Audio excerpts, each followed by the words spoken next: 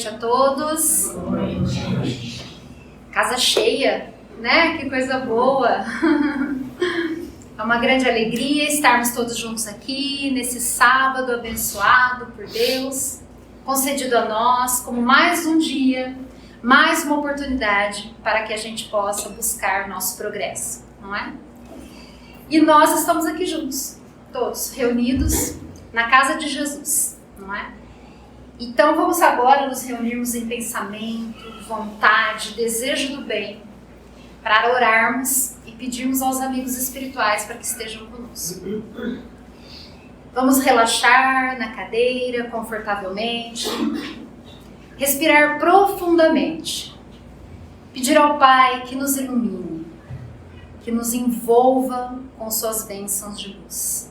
Senhor, precisamos de Ti, precisamos Te conhecer, precisamos nos conhecermos. Precisamos, Senhor, da Tua orientação. Pedimos que os Teus mensageiros de luz estejam conosco, que eles possam se unir a nós aqui, por laços espirituais que não podemos ver. Pedimos ao Mestre que nos guie no caminho do desespero, da dor, da dificuldade. Que os ensinamentos de hoje possam contribuir com a nossa evolução, possam nos ensinar como agir diante das situações difíceis da vida. Que as lições de hoje possam calar no fundo dos nossos corações. Obrigada por estarmos aqui reunidos em Teu nome. Que assim seja. Então, com essa prece que nos prepara o coração para nos conectarmos aos amigos espirituais, para nos conectarmos a esse poder superior que nós às vezes não conseguimos identificar. Não porque ele está longe de nós, não porque é difícil de perceber, não porque nós não conseguimos ver com os olhos físicos, mas porque é muito difícil para nós, em meio à confusão das dificuldades da encarnação, as que se apresentam a nós para a nossa evolução, para o nosso progresso, para o nosso crescimento. É muito difícil para nós ainda enxergarmos esta luz que nos envolve. A luz que arrebanha aqueles que estão dispostos a ouvir, a sentir. Aqueles que estão dispostos realmente a mudar, a parar de sofrer, a se entregar, a entender o que realmente Jesus quis nos ensinar. Por que Ele veio? Aqui Ele veio. A pauta da nossa preleção de hoje, ela fala sobre fé. É o capítulo 19 do Evangelho segundo o Espiritismo. A fé transporta montanhas. Quando imaginamos uma montanha à nossa frente, estamos caminhando por uma trilha, por um caminho, e nos deparamos com uma grande montanha. Então vamos imaginar como proceder. Aquela montanha intransponível. Não conseguimos subir, não conseguimos desviar. Ela é imensa, enorme. E não há nada que eu possa fazer que ela não se move diante de mim. E Jesus faz essa comparação. A fé que transporta montanhas. Imagine. Quanto seria necessário para transportar uma montanha? Quantos tratores tirando terra? Não é? E para subir uma montanha, escalar? Qual o nível de dificuldade que teríamos? E Jesus compara a nossa fé a uma capacidade incomensurável de a gente conseguir mover a terra, tirar da nossa frente. Esta fé de que fala Jesus, ela ainda é desconhecida para nós. A fé, na concepção que nós vemos aqui na Terra, hoje, nos dias atuais, que é entendida, compreendida pela maioria das pessoas, não é uma fé verdadeira. Não é uma fé que envolve, que nos penetra, que nos faz realmente agir em nós. É uma fé de aparências. É uma fé que muitas vezes nós dizemos, eu tenho fé. Eu tenho fé. Tudo vai dar certo. Tudo vai se resolver. Porque eu tenho fé. Mas será que eu sinto isso que eu estou dizendo? Será que eu acredito nisso que eu estou dizendo? Eu tenho fé de verdade? Eu entendo o que é fé? É uma reflexão muito importante para nós. O que é preciso para desenvolver esta verdadeira fé? A palavra fé, ela é muitas vezes usada por muitas pessoas numa forma delas tentarem se convencer a si mesmas de que tudo vai ser resolvido. A fé muitas vezes é uma forma que as pessoas, dependendo do grau evolutivo em que se encontram, usam para responsabilizar a Deus pelas soluções dos problemas. Não sabemos muito bem como usar a fé. Acreditamos que se eu tiver fé de verdade, uma fé profunda, Deus vai resolver o meu problema. Não conseguimos entender que Deus, na sua infinita sabedoria essa que desconhecemos, porque a nossa inteligência não é capaz de conhecer a sabedoria de Deus. Não compreendemos que essa fé enorme de que Deus nos fala, ela está relacionada a movimento, a ação. A ação que nos move na busca da solução dos nossos problemas.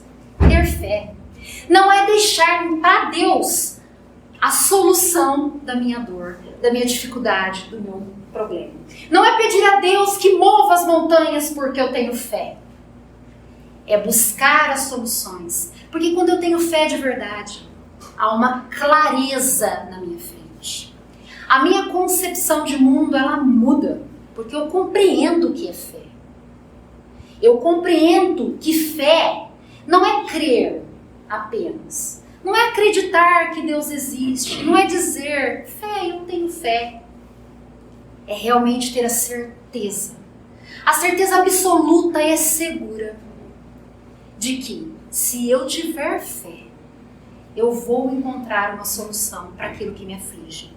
Se eu tiver fé, eu não preciso me preocupar com nada, porque aparecerão na minha vida, no meu caminho, coisas e pessoas que me mostrarão o que eu preciso mudar em mim para que a minha vida melhore. Porque na maioria das situações, a mudança é em mim. Eu não enxergo porque eu tenho aquele véu de acreditar que os outros são piores do que eu sou melhor, ou que eu sou pior do que o outro, porque eu me comparo. Me falta fé para entender o que é o amor de verdade, como a gente sempre fala aqui. Às vezes a gente está andando pela cidade e aí no caminho nós encontramos alguns carros, alguns não, vários em Campinas, né? Um tráfego terrível. E você para no semáforo com aqueles carros na sua frente e você observa às vezes no paralama, né? No carro aquele adesivo, Deus é fiel. Eu sempre me questionei muito sobre o que queria dizer essa frase. O que será que quer dizer Deus é fiel? A gente sabe que algumas religiões usam essa frase. E não há nenhum problema, cada um usa, diz o que sente, o que pensa. Mas eu sempre me questionava, o que será que quer dizer Deus é fiel? Não consegui entender. Deus é fiel a quem? Para quem? É Deus que tem que ser fiel? Não sou eu que tenho que ser? Eu sempre me questionava sobre isso, ficava refletindo. Até a primeira vez que eu fui convidada a ler esse capítulo. Fez mais sentido para mim. Quando eu entendi que fé é fidelidade. É realmente ser fiel aos propósitos que me cabem, aos propósitos que me movem, que me guiam. Nós não somos fiéis na maioria das vezes. Nesse capítulo aqui 19, a fé que transporta montanhas, tem a parábola da figueira. A parábola da figueira, ela nos traz esse ensinamento sobre a fé das aparências. Quando você põe um adesivo no seu carro, Deus é fiel. Quando você tatua a palavra fé no seu corpo. O que será que você quer com isso, não é? Será que eu tenho essa fé tatuada no meu corpo ou no meu carro, realmente como ela deve ser sentida? Será que eu tenho esta certeza, essa fidelidade, esse conhecimento? Vamos imaginar imaginar uma pequena comparação, uma breve comparação, que eu acho que faz bastante sentido nessa aula. Imaginem, na época dos cristãos, 100 anos ali depois de Cristo. Imagine como era. Jesus ensinou a todos, principalmente aqueles que estavam mais próximos a ele, aos seus discípulos, o que era ter fé, o que precisava ser feito. Ele veio, ele ensinou, ele exemplificou, ele mostrou o que era fé. Mas Jesus se foi, desencarnou. Deixou na mão daqueles espíritos valorosos, esforçados, a nobre tarefa de continuar com o seu legado. Fundar o cristianismo. No começo foi fundado como Igreja do Caminho pelo apóstolo Pedro. É verdade. E aí reuniu adeptos, foi reunindo adeptos cada vez mais. E quanto mais as pessoas liam o evangelho daqueles discípulos, escrito por eles sobre a mensagem de Jesus, mais elas se conectavam àquela lição, mais elas se chegavam, mais elas buscavam, porque elas começavam a entender que aquela vida de dor e de sofrimento era passageira, que o reino de Deus não era desse mundo, e que se elas se dedicassem a Cristo, elas encontrariam um mundo melhor. Elas passaram a ter esperança, porque fé anda de mãos dadas com a esperança. A fé, junto com a esperança, é o que nos move, é o que nos faz entender e buscar as soluções, é o que nos faz sorrir, continuar, seguir. E os apóstolos de Jesus tinham essa missão, eles tinham que continuar, eles tinham que seguir, e Pedro ficou com aquela responsabilidade, mesmo tendo negado Jesus 3 vezes, e tendo se envergonhado disso de uma forma que doeu no fundo da sua alma. Pedro repetia isso constantemente, que ele havia negado ao Cristo. Por que será que Pedro sentia de uma forma tão doída? Nos dias de hoje, nós poderíamos dizer, ora, mas se eu dissesse que eu era cristão, se eu dissesse que eu estava com Jesus, eu seria morto. Eu estava me protegendo. Mas não era isso que os cristãos faziam.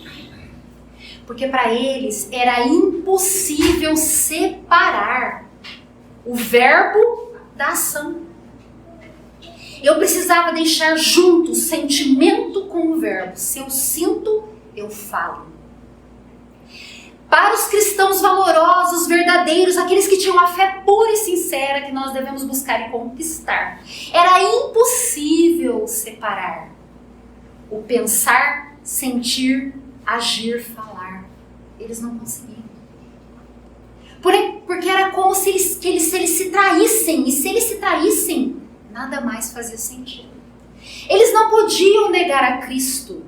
Eles não podiam dizer para o Império Romano que quando os capturava, colocava-os numa arena e dizia a eles, vejam, para que você saia daqui impune, sem sofrer tormentos, açoites, para que você não morra, você precisa negar ao Cristo e dizer que você é fiel aos deuses. Nós representamos o imperador romano Maximiano e você precisa dizer que você nega Cristo. E eles humildemente respondiam, respeitamos o imperador, respeitamos as suas leis, respeitamos os seus desígnios, mas não posso negar a Cristo. Sou cristão. E não importava quantos açoites, quanta tortura, quanta dor, eles ainda chamavam a Jesus. Enquanto sofriam e eram punidos. Imaginem tamanha fé. Uma fé que realmente move montanhas. E Jesus comparou essa fé a um grão de mostarda. Por que será que ele comparou a um grão de mostarda? Ele podia comparar a tantas coisas. Tantas, inimagináveis. Ele podia comparar a um grão de areia. Não é? Ele podia comparar a um camelo. Ele podia comparar a uma pessoa. Ele podia comparar a uma comida. A qualquer coisa. Mas ele comparou a um grão de mostarda. Jesus ali nos exemplificou a maior maior ensinamento de como encontrar esta fé em nós. Um grão de mostarda, você planta. Quando você planta, você coloca embaixo da terra. Quando você coloca embaixo da terra, ele está ali. Só. Completamente só. Ele não está apenas só, ele está envolto pela escuridão. Ele está só, envolto pela escuridão. Imagine a humildade necessária para que você fique só, envolto por escuridão. Se você é luz, você brilha em meio a essa escuridão. E o grão de mostarda, mesmo estando ali embaixo da terra, ele cresce, ele se fortalece, ele vira uma planta e ele dá frutos. Jesus comparou o grão de mostarda, era o que era necessário. Se você tiver uma fé do tamanho de um grão de mostarda, você pode mover montanhas. E nós dizemos que temos fé. Imagine. A humildade é a maior lição daquele que tem fé. Porque quando somos humildes, verdadeiramente humildes, nos colocamos na frente de pessoas opressoras. Pessoas que nos fazem sentir menores, pequenos. Pessoas que fazem com que nós acreditemos que temos menos valia do que os outros. Menos valia. Eu valho menos. Eu sou menos importante. Eu não tenho uma posição de destaque. Eu não tenho o carro do ano. Então eu valho menos. É assim que a sociedade nos convence que somos menores. Nos oprime. Nos obriga a nos sentirmos assim. E nós deixamos porque não temos fé. Mas a humildade, ela nos permite enxergar o que esses opressores, esses irmãos que estão perdidos no meio das sombras, que têm o raciocínio turvado pelo egoísmo, pelo orgulho, pelo egocentrismo, que não conseguem compreender o que é amor, que não sabem o que é misericórdia, que só conseguem olhar para si mesmos e para os seus próprios interesses egoístas. Esses irmãos que nos oprimem são dignos da nossa misericórdia, da nossa compaixão, não da nossa pena, porque ninguém merece pena, ninguém. Todos somos filhos de Deus e temos as mesmas oportunidades. Cada um se coloca e se permite estar onde está, com quem está, do jeito que precisa estar. Ninguém é digno de pena. Ai, tadinho. Não, tadinho não. Cada um de nós faz escolhas. Temos livre-arbítrio para isso. Deus nos deu isso. Mas Ele nos ensinou o caminho. Ele nos mostrou o que é a fé. O que é a fé inabalável e não é a fé cega que nós às vezes identificamos. Eu tenho fé e a pessoa faz tudo o que acha que alguém mandou fazer. Segue aquelas pessoas que estão confundidas. Já ouviram a expressão cegos guiando cegos? Em quantas religiões nós vemos isso? Em quantos... qualquer tipo de agrupamento que nós vemos no mundo terreno. Seja ele político, seja ele social, seja ele religioso, não importa. Cegos guiando cegos guiando cegos, imaginem, não entendem. E às vezes nós nos destacamos desse grupo que não compreendeu. E se você faz isso, o que acontece? Você é um tolo. Um tolo. Se você não quer fazer algo na empresa que você trabalha, porque você considera errado, isso não está certo. Todos fazem, porque assim foi dito, tem que ser feito. E você não vou fazer, você é um tolo, você vai perder seu emprego. Se você não concorda com quando as massas estão enraivecidas, querendo justiça com as próprias mãos, e você diz, não, isso não está certo, você se isola, se destaca, você é um tolo. Você é tolo por dizer aos quatro ventos que você é religioso, que você acredita em Cristo, que você segue os seus ensinamentos, que você prefere estar aqui do que estar lá, se envolvendo em contendas inúteis que nos fazem ter prazeres imediatos, mas que não acalmam dentro de nós esse fogo, esse desejo de encontrar sentido para as nossas próprias vidas, de encontrar um caminho que nos faça sentir plenos, completos, realizados. Somos taxados por tolos, por acreditarmos que o bem é a melhor maneira de ganharmos a nossa vida, de nos destacarmos, e não o poder, que é o que acontece na sociedade. Quando conseguimos compreender isso, nada mais importa. O que importa é a certeza de que eu estou fazendo algo bom, algo certo. Eu passo a me orgulhar de mim porque eu sinto que eu estou no caminho do bem. Porque eu sinto que eu sou mais do que me disseram que eu sou. E eu resolvo muitos problemas que eu possa ter até emocionais. E quando diante destes irmãos, que ainda não entenderam isso, que ainda não encontraram esse caminho de luz, esse caminho de paz, esse caminho de serenidade, apenas o fato de eu me manter humilde, de eu me manter sereno, de eu me manter em paz diante de discussões inúteis, diante de eu quero ganhar briga, quem fala mais alto, quem que manda, quem que ganhou, eu permaneço humilde nessa situação. E aí eu ofendo o agressor, porque a luz fere as trevas. Quando a pessoa está envolvida em trevas, ela é ferida pela luz. E é por isso que os cristãos eram perseguidos. E é por isso que quando temos atitudes altruístas, quando temos atitudes boas, quando nos mostramos diferentes da maioria, somos taxados de tolos. Porque a maioria que ainda está envolta nessa dor e sofrimento não consegue compreender como a luz é melhor que as trevas. Nos agarramos às sombras, nos agarramos àquelas coisas que nos fazem sentir parte, porque ainda precisamos ser parte de algo, sentimos essa necessidade. Mas eu posso ser parte da seara do Cristo. Eu posso ser um servidor fiel do Cristo e aí eu serei imensamente feliz.